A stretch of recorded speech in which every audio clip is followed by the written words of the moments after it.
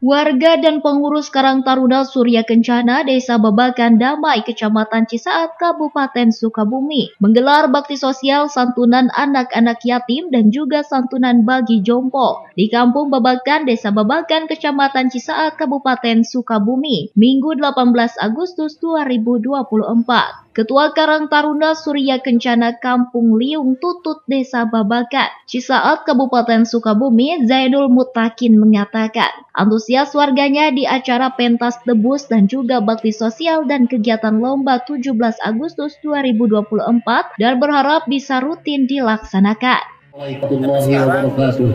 Ada santunan Sampurasun. lansia sama Alhamdulillah ya, kurang biasa untuk ngeriung pokok nganyuk dengan nyikat tempatan.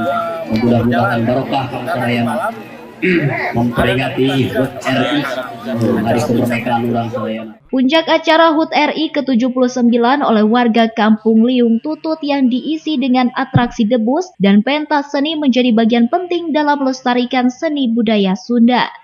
Dari Cisaat, Kabupaten Sukabumi, Muhammad Ujang Heriaman, Tim Liputan MGS TV melaporkan.